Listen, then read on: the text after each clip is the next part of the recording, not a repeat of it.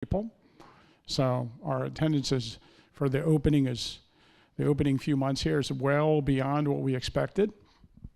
Oh, I guess you should have mentioned, my name is Tim Smith, and I'm the historian here at the Adams County Historical Society.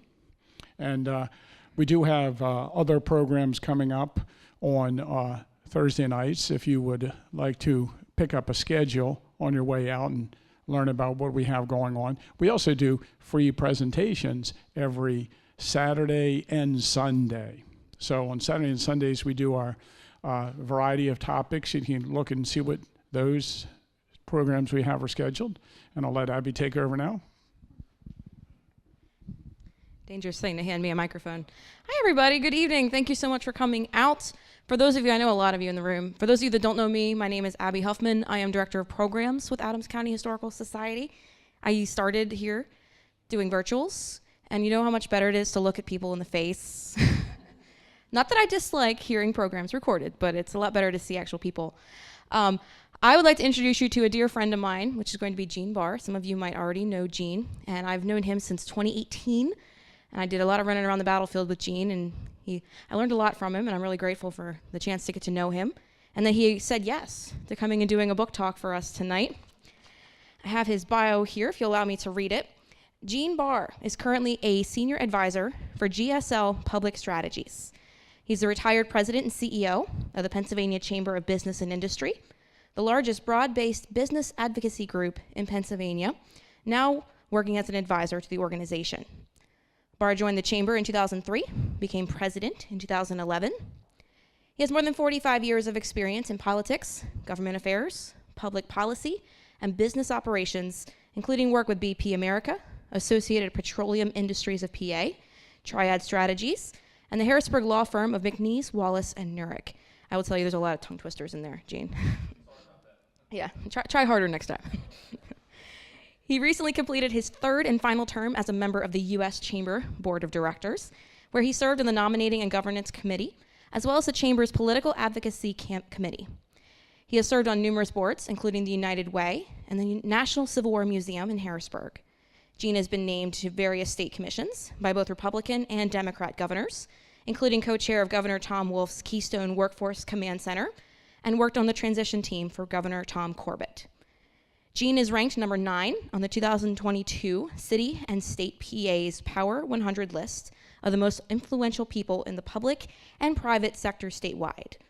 He was also named by his peers as the most effective association lobbyist in the Capitol in a poll conducted by Pennsylvania Legislative Services, and was included in the Penn Live Patriot News list of the 17 most influential people in Pennsylvania politics in 2017. Gene is a graduate of St. Joseph's University in Philadelphia, received a certificate in leadership development as a participant in the 2017 National Security Seminar at the U.S. Army War College. He serves on the faculty of the Gettysburg Foundation Leadership Program, which is how I got to meet him, working there for the foundation.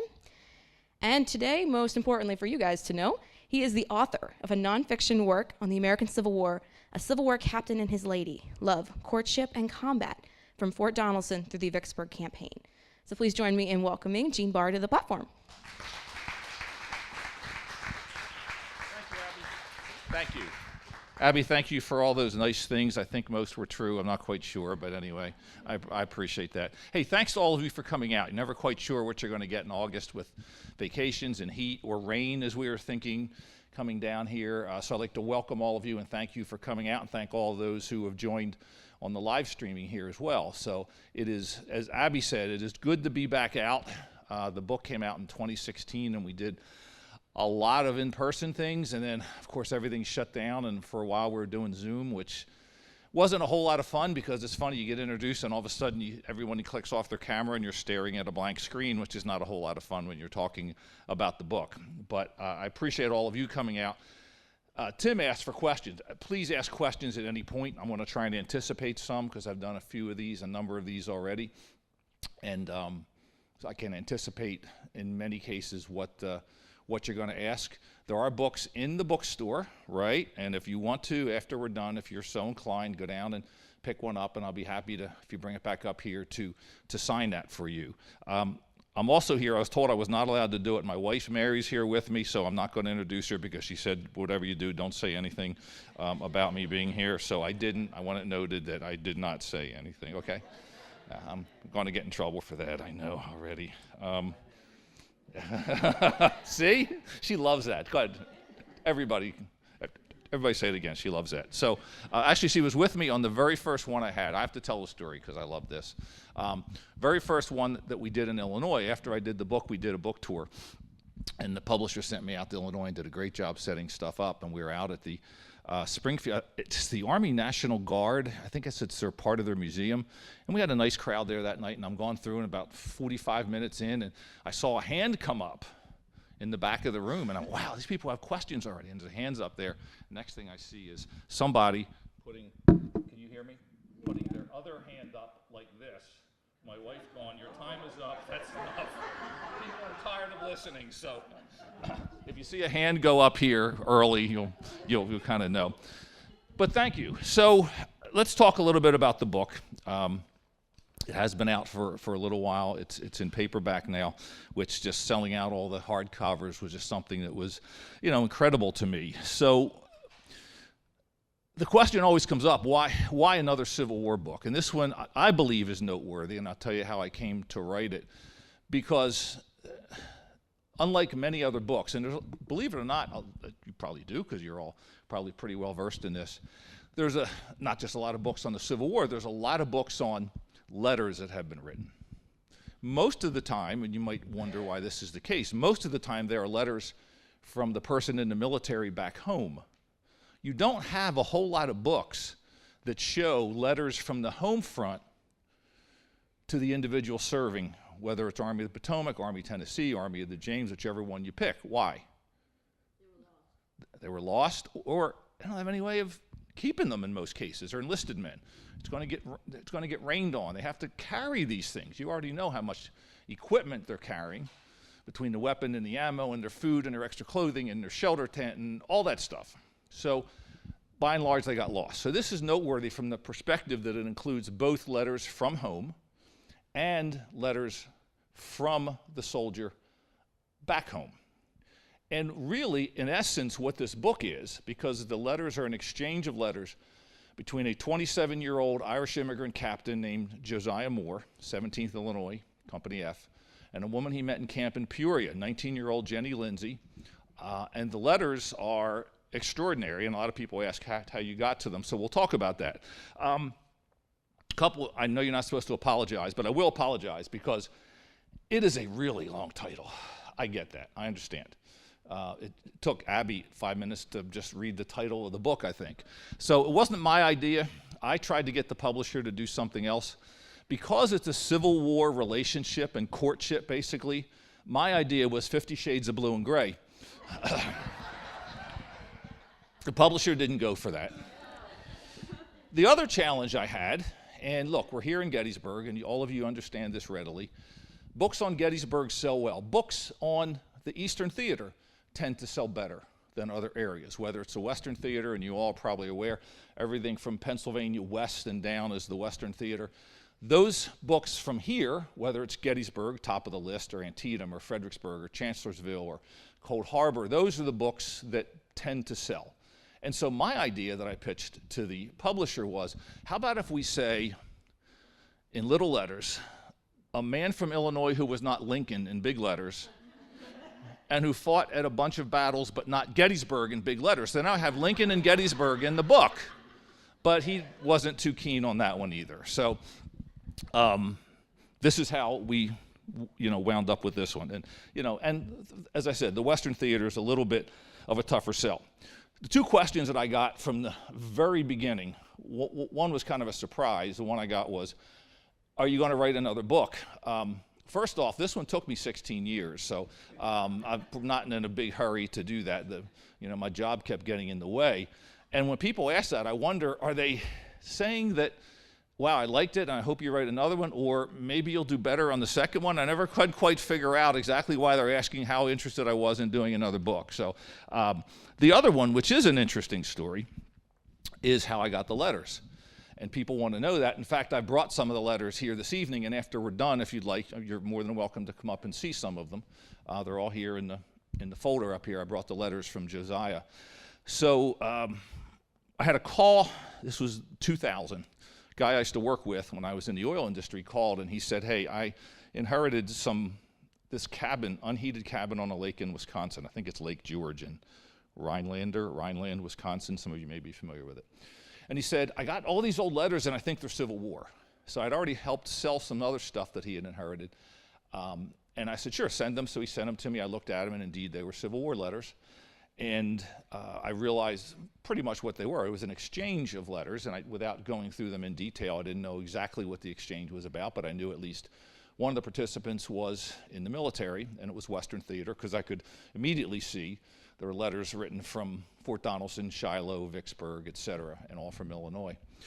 So I said, okay, I'll try and sell them for you, because at the time we were putting our kids through college, and it was, I think our oldest was starting college the next year, so I'm like, I don't know how much this is going to go for, but so I began to take them around to dealers, and 2 dealers said, you got to leave all the letters with me because I have to go through and read them. I said, I can't. They're not mine. If something happened to them, I'd be responsible for them, and I'd feel horrible about it. Another one said, well, he said, I'll tell you what. I don't want any of the woman's letters. And there are some post-war letters here, too, so that's already the spoiler alert. You know he survived. There's some post-war letters. He said, I don't want any of the post-war letters. I don't want any of the woman's letters. I'll give you $15 a letter for the soldier letters. You keep 5 and send him 10. And I'm like, yeah, no, I don't think we're going to do that. So I just kind of figured out what a fair price was. In addition to that, the guy would call me and say things like, hey, I found these things. They're like pictures on index cards. I said, yeah, I'll take those too. I'll buy them from you. Of course, they're all CDVs, and a good number of those made it into the book as well. And so I wound up buying all of them. And I said to the guy later, I said, Bob, if this was my family, I'd want to keep these. And his answer was, well, it's my aunt's husband. It's not my family. I just want to get rid of them. So got rid of them all. So I now have them. We're still holding on to them until we determine what we're going to do. A number of colleges have asked for it. A couple of them from Illinois, and of course Gettysburg has asked. So we're going to think a little bit about what we're going to do with those at some point. So there it is. I knew it was here somewhere. Perfect. So let's talk a little bit about these two. This is a picture of the book, the same one that's downstairs. On the right is Josiah Moore, as I mentioned, Captain, 17th Illinois, Company F.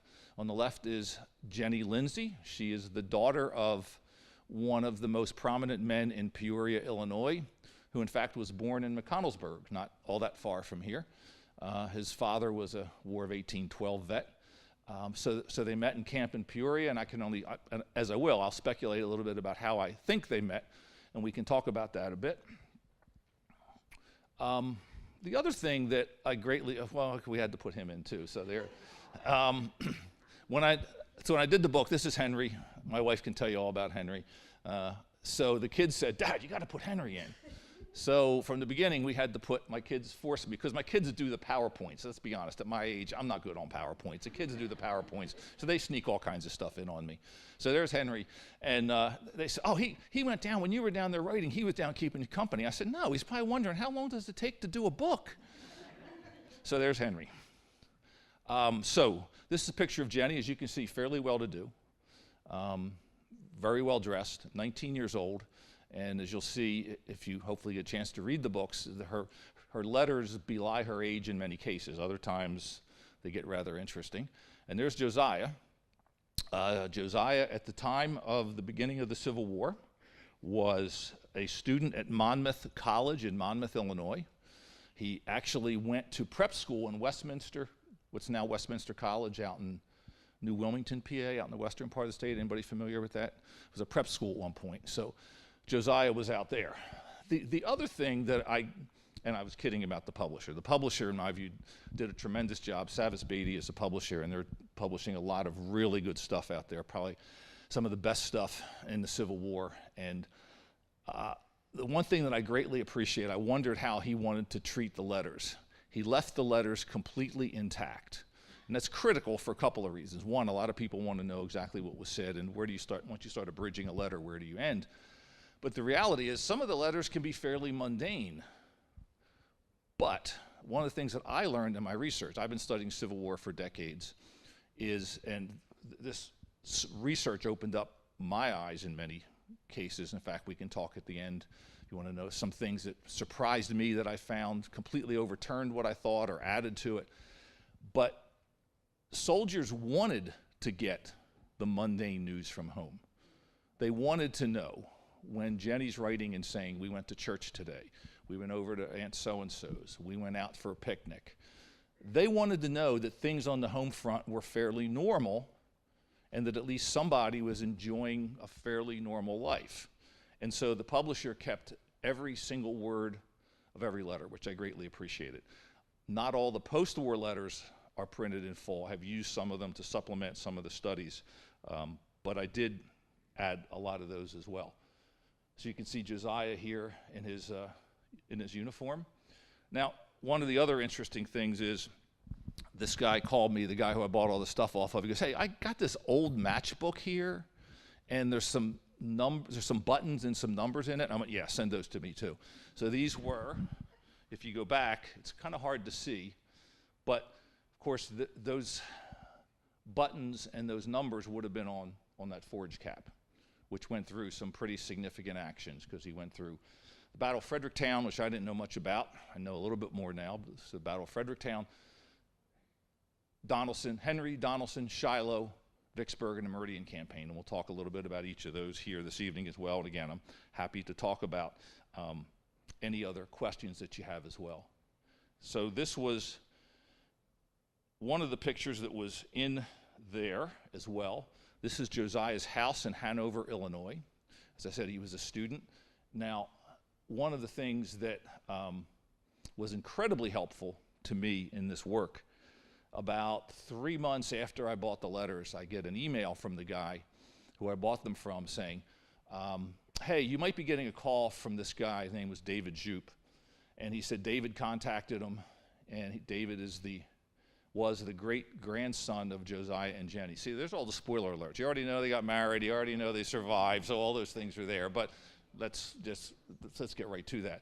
He said David called him and said, hey, understand you inherited the cabin. We had some great times in the cabin. I'd love to get those Civil War letters that are in the cabin.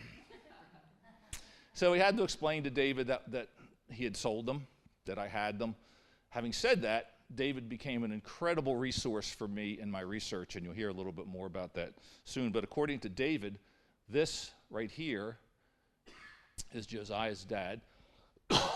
Excuse me. And this in the back, hard to see, but his mother is here, sitting back in there. Now, the house apparently is still there. When I was in Illinois doing my research, I found the number for the address and kept calling it. No one would ever answer, but the number would ring and ring. I mean, in these days of scams and salespeople, they probably thought some guy from Harrisburg, Pennsylvania was trying to sell them aluminum siding or something. So they never answered the phone, so I never got out to see the house, unfortunately. Would have liked to have done that, but certainly did not happen. So it's a picture of Monmouth as it was. It's from a painting that some of the folks at Monmouth College showed me. So this is the courthouse that was there. This was Claycomb Hall. And interestingly, you heard Abby talk about my background. When I visited there, this is the Monmouth Chamber of Commerce. But I'm not sure what it was back then. So Monmouth, small town. And all of you are pretty familiar with what happened at the beginning of the war, but let's just go back. The war begins in April 1861. There's this heated drive on both sides, Union and Confederate. They want to join up. Depending on which side you're on, you have different reasons for doing it. In the North, it became, frankly, not a discussion about let's go end slavery because the abolitionist movement was not that strong at that point. And in fact, many of the men who unfortunately signed up didn't like abolitionists any more than they liked those who wanted to secede because they thought they brought this to a head. There were some who clearly wanted to end the scourge and the moral wrong of slavery, but most Union men died to keep the Union in place. So in April of 1861, they call a meeting in the courthouse there on the left, which is no longer there. There's a new courthouse. That courthouse is gone. In order to raise a company. Now, most of you are probably familiar with how men were organized back in the Civil War. At the beginning of the war, there were only, in the regular U.S. Army, 16,000 men. That is it. That was the total for the Army, including those serving out west, and just 1,100 officers. So not a large army. So now you've got to ramp up pretty quickly, and of course Lincoln issues this call for volunteers. Men begin to volunteer. In this particular case, according to the newspaper article from the Monmouth paper, the night that this was scheduled, this rally to organize men, there were 80 men that had already signed up. They had signed up 19 more, and of course, in order to make a company, you needed 100 men. You take 100 men, and pretty much they're from the same area. You take 10 companies, you make a regiment of 1,000, that's a full strength, and then they go off and they form with more regiments to make a brigade, excuse me, and then more brigades to form, of course, a division. Divisions form a corps. Corps forms an army. But the basic there is that 100-man regiment. So unlike what happens in the service now, when many of you, I'm sure, are probably veterans, when you go in, you're from Pennsylvania, but the person next to you is from California. The person behind you is North Carolina. The person in front of you is Florida. Not then. When you enlisted in the Civil War and you raised a company from Gettysburg, the person beside you might be your brother, literally. Your father may be the captain of the unit. The guy you work with might be behind you. Your cousin might be to the left of you. So this is how men went off to war in 1861. So this particular evening, they had raised a number of men, both from the college students and from the residents of the town. They raised another 19 on top of the 80, and the person running the meeting said, "We need just one man more." So this is the story that at that point, Josiah Moore, a student at the college, Josiah you saw, 6'4", in 1861, tall guy, 27 years old, stood and says, "I am that man Moore." It's a great story. I hope it's true, because it's a really good story. I hope it's true. And it's reported that because of that bit of theatrics, Josiah was elected captain of the company. Now, it may have been the fact that he did that. He was 6'4". He was older than most of the other students there and most of the other recruits. So he became the captain of the company.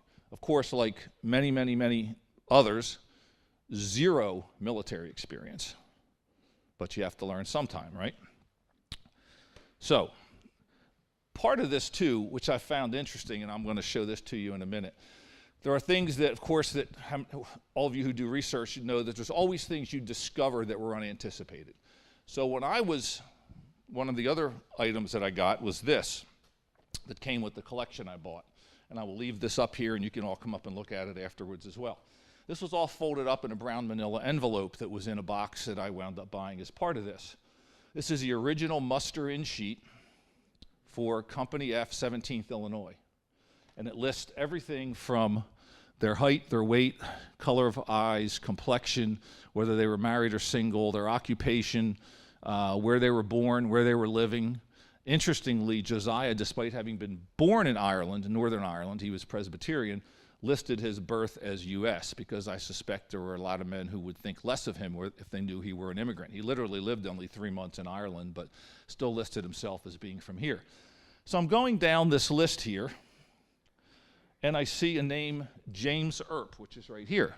So James Earp, that's kind of interesting. That name sounds familiar. Does that name sound familiar to anybody? So I did some research. James Earp was Wyatt Earp's brother, older brother, and I said, well, that's kind of interesting. How did the Earps wind up in Monmouth? Well, it turns out their father, I believe, got some land in Monmouth. Their father was there, who was a Mexican War vet, as I recall. And so, how many of you are familiar with the Earp family? How many of you have seen the movie Tombstone? You guys have all seen that one. How many of you have seen the movie Wyatt Earp, the one with Kevin Costner as Wyatt Earp? So, in that movie, James Earp's in that movie, if you recall. In Tombstone, they never talk about James. What happened was, James enlisted in the 17th Illinois. Newton, a half-brother, was in one of the 2nd Iowa Cavalry, I think. And Virgil, who was, of course, Sam Elliott in Tombstone, was in the 83rd Illinois. fought in there as well. Both Morgan, who were in the movies, and Wyatt were too young to be in the war. So I found Wyatt Earp's brother, James Earp, is in his company. So what happened to James? First battle of the war, Battle of Fredericktown, there was a Confederate guerrilla called Jeff Thompson. I don't know how many of you ever heard of Jeff Thompson. He was, beginning of the war, partisan. So they were trying to track down him. They caught up with him at the Battle of Fredericktown, Missouri. James Earp was shot in his shoulder and couldn't lift his arm up. So James is with them in Tombstone, by all accounts. Why take James down to the OK Corral if he can't lift his arm up? So James got to stay back and watch over the bar, watch over the gambling, and that was his job. The brothers got to go out and fight. So these are kind of things you find that just kind of jump out and you discover as part of the research as you're going through. So that's Monmouth. This is a picture of Jenny's father. Bring him up because he enters into the picture interestingly. This is not a dog presentation. That's just a coincidence that there's more dogs here, okay? As I mentioned, he was one of the prominent people in Peoria, Illinois. He was an attorney in town, as I mentioned, was born in McConnellsburg, not too far from here, went out to Peoria and established himself and became very active in politics, which we'll talk about here shortly.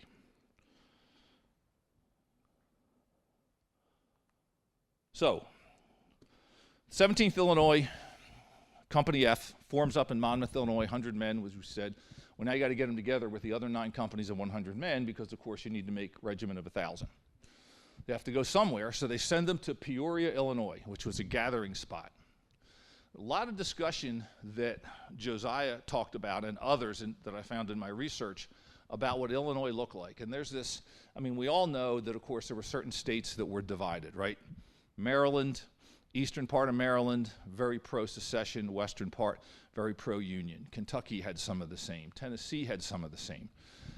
Not a whole lot of acknowledgement by people that states like Illinois were also the same. Northern Illinois was very much pro-union. They had a lot of immigrants, German immigrants particularly, and they favored the union and tended to join the union. The southern part of Illinois were a lot of people who had migrated into Illinois from slave states and felt very differently. They were very much pro-Southern. In fact, 2 of the counties in southwestern Illinois wanted to secede and go with the Union. Didn't work out too well for them. The middle, where Peoria is, was kind of what I'll call the brackish part of the state. You had both sentiments that were out there. In fact, Peoria didn't even vote for Lincoln. Peoria went for his opponent in the election. So they assembled in Peoria and began to bring in all kinds of people and all kinds of men from all over the state, of course. This is part of it, I know some of you know this, that it becomes far too easy to say the blue and the gray. That is a Union soldier. That is not a blue frock coat. That's the dress coat or frock coat. That's a gray coat. In fact, one of the things that they talked about was these guys came in with all manner and form of hats and coats, weird-looking hats, gray coats. As you can see, those of you who read about, say, Manassas and other places, that got a little confusing when the other side's wearing the same color you are, or wearing the color that you thought was a friendly. So that got to be rather problematic. This is a guy who, his writings were actually very helpful to me. He is the company sergeant for the 17th Illinois Company F. Robert Duncan, he wounded at Shiloh, not seriously, but wounded at Shiloh. And for those of you how many of you have done research where you go through the military records and then the pension records? Yes? See some nods. The pension records sometimes are even more fun because when you get into some of these guys, you find some very interesting stories. His post-war story reads like a soap opera where he's married to 2 different women. It's just, you kind of wonder how some of these guys get into the predicaments that they do.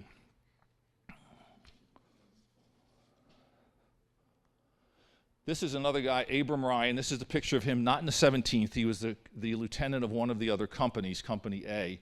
I believe Ryan was also a suitor for Jenny, which I'll tell you about in a moment. This is a picture of him not when he was in the 17th, but when he was in the 3rd Arkansas Cavalry, which was one of the colored troop units.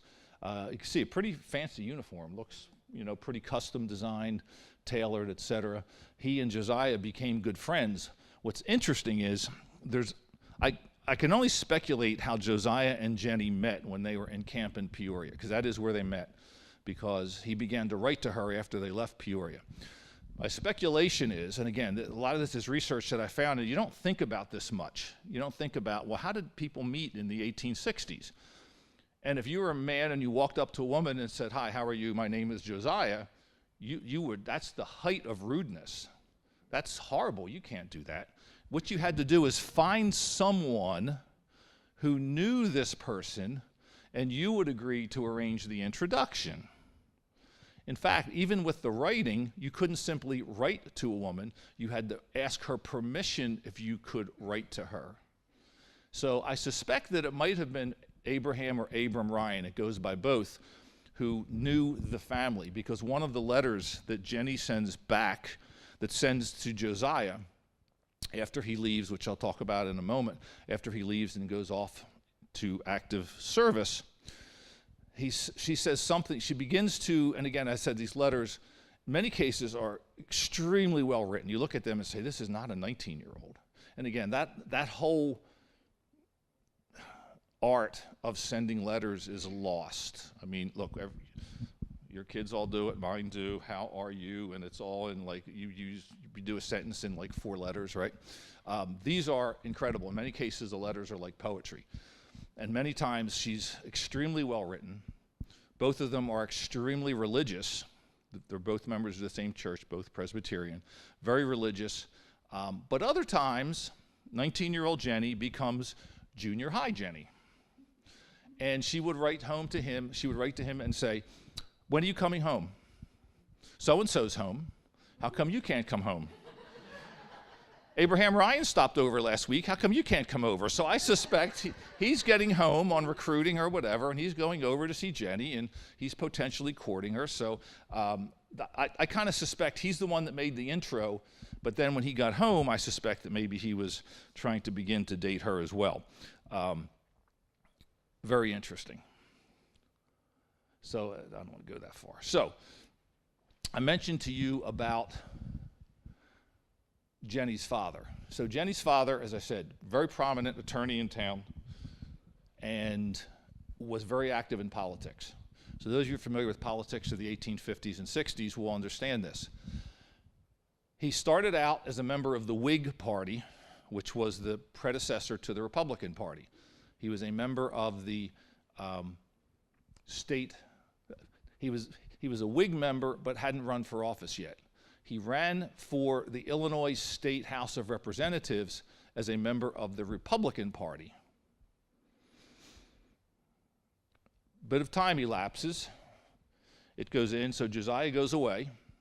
His men leave. He begins to write to Jenny virtually immediately after leaving. "Hey, I saw it. Sorry we didn't see you before I left." And I have actually all those letters are here, the ones from him. And so he begins to write to her virtually immediately. So he goes off. They have the Battle of Fredericktown. They have, he's at Fort Henry and Fort Donelson. And one of the other, I found in my research some never before published material on Fort Donelson that another captain, Frank Peets in the regiment wrote, and which is in the book. So meanwhile, those of you who follow the political side know that, of course, in the East, things aren't going well for the Army. Between the beginning of the war, Manassas, not good. Ball's Bluff, not good. 7 Days didn't end well. Antietam, etc. We're coming up on the fall 1862 elections. Jenny's father decides to become a Democrat, and he runs for the Illinois State Senate as a member of the Democrat Party and is elected. Senator Lindsay also is not a fan of abolition. He despises Abraham Lincoln, despite being from the same state. And in fact, one of the first acts that he does when he gets onto the floor of the Illinois State Senate in January of 1863 and makes the following comment after he becomes aware of Abraham Lincoln's Emancipation Proclamation, which of course was issued in effective January 1st, 1863. And his words were to this effect: When speaking of Lincoln and what he did, he said, quote, "If all of hell was distilled to liquid fire and poured down his throat, it would be altogether too good for him." Little rough from a guy who used to be in the same party. So as you can see, things are splitting even in Peoria and even in the family.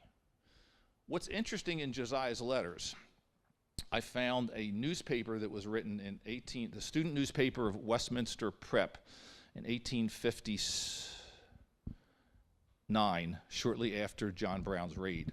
And he writes this extremely supportive student editorial, supportive in favor of John Brown and how John Brown's being persecuted. And of course, if you knew John Brown, he took over Harper's Ferry. He came in, he was arrested, and then hanged in Charlestown, West Virginia. And I said, wow, geez, it looks like Josiah is pretty much of a abolitionist. Not a single evidence of that continued thought makes its way into any of his letters, and I don't know why. Did he change from 1859 to 61, 2, 3, and 4?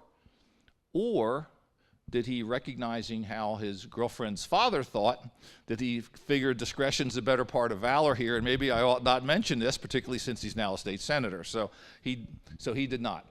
So he proceeds. They go through. They're in some of the toughest battles, as I mentioned. Fort Donelson. At Shiloh, they were in the second line. Those of you who know what happened, the Union troops were surprised the first day of Shiloh. They had green troops in the front, Prentice's men and Sherman's men. They were pushed back on day one of Shiloh, and then after that first line caved, they came into the line where Josiah's brigade, Julius Rath's brigade, was at that point, and they suffered pretty significantly. Pushed back, and then of course recovered the next day with reinforcements and pushed the Confederates back. But very, very difficult battles. And it's interesting when you look at this, the letters that he writes home about the battle, you would think he'd want to tell everybody at home, but men of the time did not want the women folk to know how horrible the sights were that they saw. So they kind of watered everything down a bit to send that home, which was fairly typical. In other notes, they would tell people, well, this is, kind of what we found. Although there was at Donelson, Josiah had to write home about one of the men in his company who was killed. And I was actually shocked at the language because Clark Kellogg was his name, and he wrote home to Clark's family and said, "We're here at Fort Donelson, and a shell was fired and carried away the top of your son's head." A little graphic to send home to the family. That was published in the local paper as well. So it's interesting how there can be discriminate on what they tell to certain people. But the letters, again, as I said earlier, despite many of them mundane, those are things that men wanted to know. They wanted to know that things were normal for people back home. And by and large in the North, they were, with few exceptions. And we had some exceptions here. Of course, Gettysburg was taken over. Chambersburg suffered through invasions on a couple of occasions. But by and large, in the North, in Peoria, things were fairly normal for people. You had this intrigue over the political side. You had those divisions. But even in Pennsylvania, we had divisions. I did not know this. Up in Columbia County, there was something called the Fishing Creek Confederacy. Anybody ever hear about this? I didn't know till I did research. Group of Confederate sympathizers and deserters went up. This is outside Bloomsburg area. They had their own little settlement that they did. They sent the army in to try and clean it out. Union captain was killed. They sent in more, and they all wound up at Fort Mifflin outside Philadelphia. Anybody know where Fort Mifflin is? You ever fly out of Philadelphia, look down, you'll see Fort Mifflin. It's still there. So even Pennsylvania had its divisions, as we've talked about. This is, so they went through, after Shiloh, of course, went on down. They went through the Vicksburg Campaign. This is, I just love this picture. This is a picture of the 17th Illinois after Vicksburg was captured. So Vicksburg, Grant surrounded Vicksburg, began the siege on May 19th after the first assault, and on July 4th is when they surrendered. Anybody know the next time that the people in Vicksburg celebrated the 4th of July? 1945, exactly. They did not celebrate the 4th of July until 1945. So this is a great picture. The original is nowhere to be found. This was in a book that we tried to do the best we could. I tried to find the original to make a better copy. And I've tried to look in to see if Josiah is in there somewhere. I just can't seem to find him in there. It could be because he was home on leave for a period.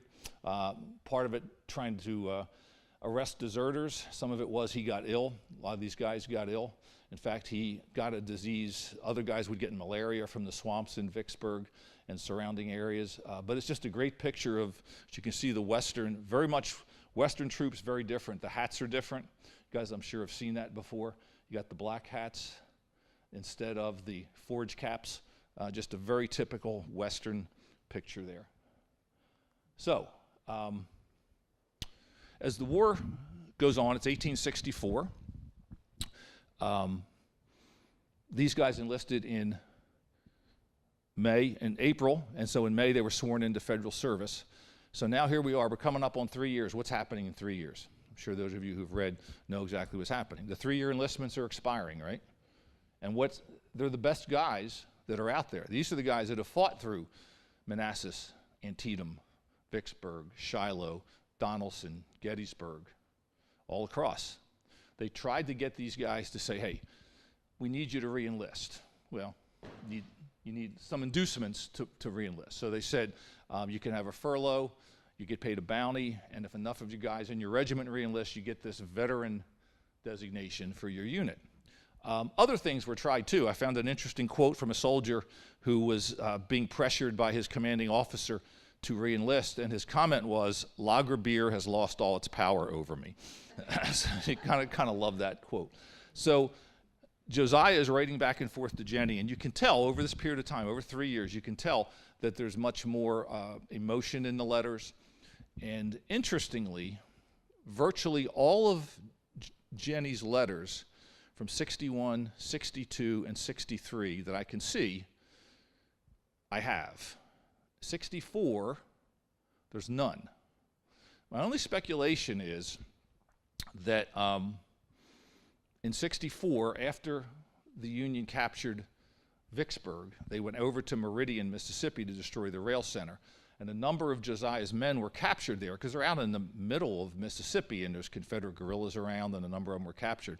I think, I don't know this for certain, but it's the only thing I could figure because you know that she wrote to him because not only would it inconceivable that she would stop writing, but his letters reference, I received your letter of this. So it's easy for her to save his, not so easy to save the others. So I know that she wrote.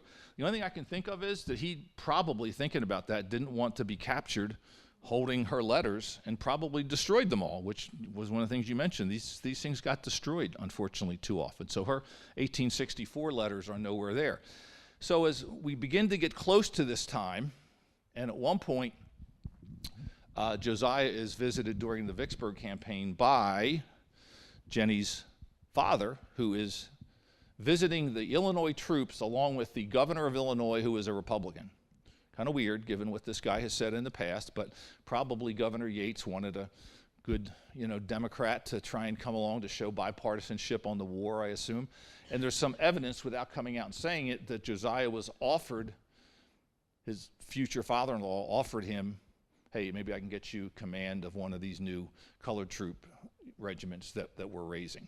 So he would kid Jenny. She would say, well, what are you going to do when you're coming home? He said, well, I'm thinking about joining up again.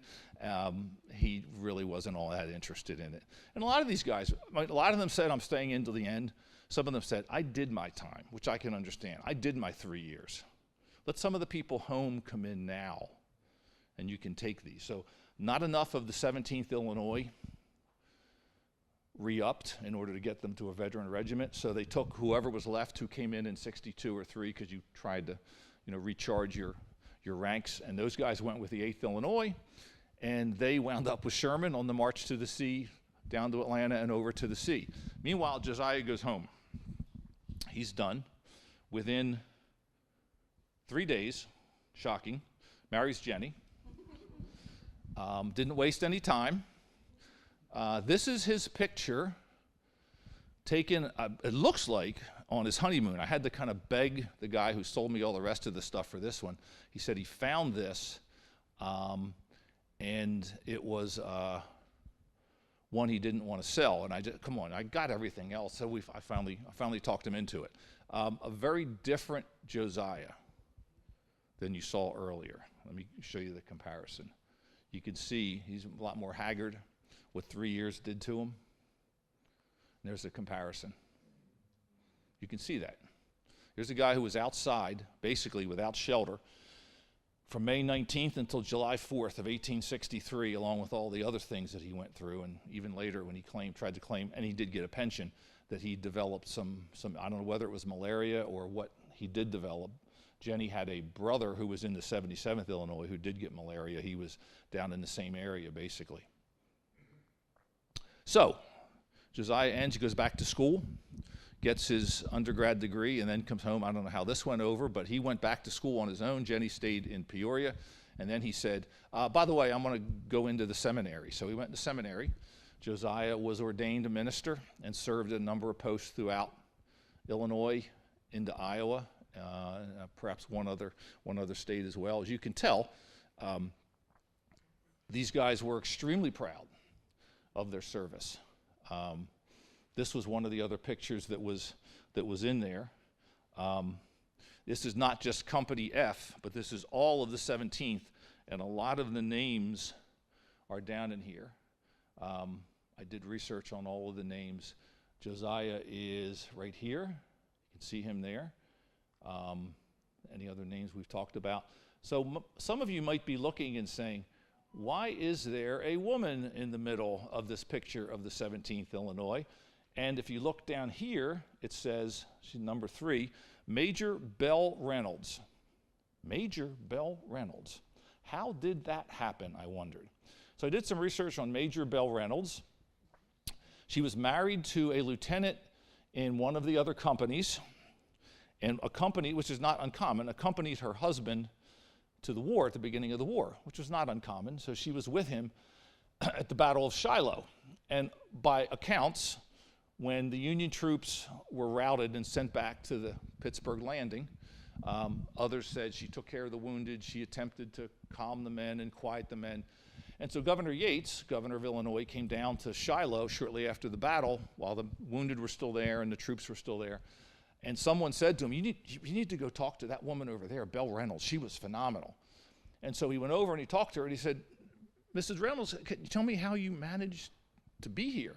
She said, well, my husband is a lieutenant in 17th Illinois, and I just came down with him and tried to do what I could. And so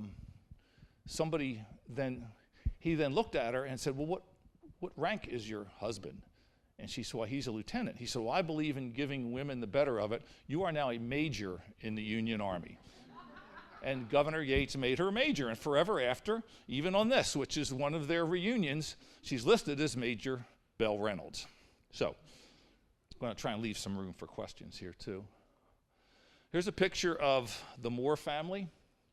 As you can see, they're fairly well-to-do as well. This was taken probably, I think, late 1880s, early 1890s, roughly. So this is David Jupe.